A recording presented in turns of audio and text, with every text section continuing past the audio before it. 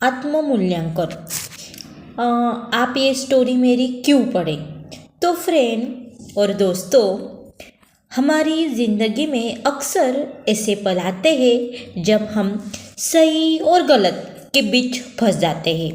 कभी कभी हमें लगता है कि छोटी सी गलती नज़रअंदाज करने से कुछ फर्क नहीं पड़ता, पर क्या वाकई ऐसा है? इस कहानी को पढ़कर आप समझेंगे कि ईमानदारी केवल एक गुण नहीं बल्कि जीवन का असली मूल्य है।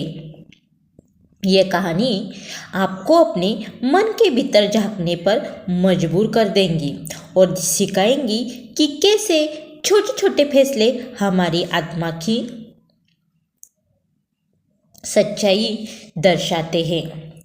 आइए, तो आपका ज़्यादा वक्त न लेते हुए कहानी शुरू करती हूँ। इस कहानी के जरिए जाने कि ईमानदारी का असली मतलब क्या है। आत्म मूल्यांकन। एक बार एक व्यक्ति कुछ पैसे निकालने के लिए बैंक में गया। उसने 1,40,000 रुपये निकाले थे। उसे पता था कि कैशियर ने गलती से 1,40,000 रुपये देने के बजाय 1,60,000 रुपये उसे दिए, लेकिन उसने ऐसा अभ्यास कराया कि जैसे उसने पैसे गिने ही नहीं, और कैशियर की ईमानदारी पर उसे पूरा भरोसा है। उसने चुपचाप पैसे रख लिए। उसके इस कार्य में उसका कोई दोष था नहीं, लेकिन पैसे बैग में रखते ही 20,000 अतिरिक्त रुपए को लेकर उसके मन में उथेड़-बुन शुरू हो गई। एक बार उसके मन में आया कि फालतू पैसे वापस लौटा दे, लेकिन दूसरे ही पल उसने सोचा कि जब मेरी गलती ही नहीं है, गलती से किसी को अधिक पेमेंट कर देता हूँ तो मुझे कौन लौटाने आता है। लेकिन इंसान के अंदर सिर्फ दिमाग नहीं होता दोस्तों, दिल, अंतरात्मा भी होती है। रह रह कर उसके अंदर से आवाज आ रही थी कि तुम किसी की गलती से फायदा उठाने से नहीं चूकते और ऊपर से बेईमान न होने का ढोंग भी करते हो। क्या यह ईमानदारी है? उसकी आत्मा उसे कहने लगी। उसकी बेचैनी बढ़ती जा रही थी। अचानक ही उसने बैंक में से 20,000 रुपये निकाले और जेब में डालकर बैंक की ओर चल दिया। रुपए पाकर कैशियर ने चैन की सांस ली। उसने कस्टमर को अपनी जेब में से 1,000 रुपये का एक नोट निकालकर उसे देते हुए कहा, भाई साहब, आपका बहुत बहुत आभार। आज मेरी तरफ से बच्चे के लिए मिठाई ले जाना, प्लीज मना मत करना। भाई, आभारी तो मैं हूँ आपका, और आज मिठाई भी मैं ही आपको खिलाऊंगा, कस्टमर वो आदमी बोला। कैशियर ने पूछा, भाई आप किस बात का आभार प्रकट कर रहे हो और किस खुशी में मिठाई खिला रहे हो?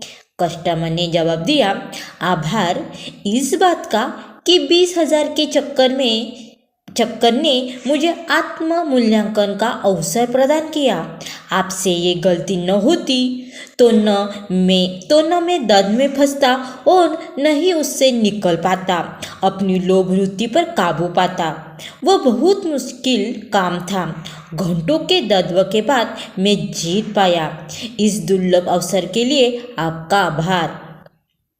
शिक्षा।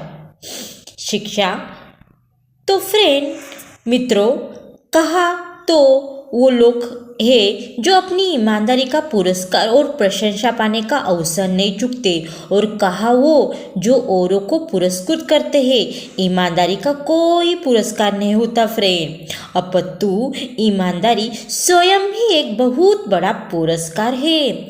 अपने लोभ पर काबू पाना कोई सामान्य बात नहीं है। ऐसे अवसर भी जीवन में सौभाग्य से मिलते हैं। अंत उन्हें गंवाना बिल्कुल नहीं चाहिए, बल्कि उसका उत्सव मनाना चाहिए।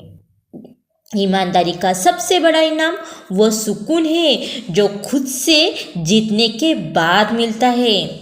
आपको बस ये करना है, अपने जीवन में उन पलों को पहचाने जब आपने गलत रास्ते को चुना था और उनसे सीखें। जब भी कोई कठिनाइयाँ सामने आए तो उसे आत्ममूल्यन का एक अवसर जरूर दें, अवसर माने। इस तरह फ्रेंड आत्ममूल्यांकन कहानी खत्म हुई। पर इस कहानी से बहुत ही अच्छा मोटिवेशन मुझे भी मिला, आपको भी मिले ऐसे में दुआ करती हूँ। श्री स्वामी समर्थ।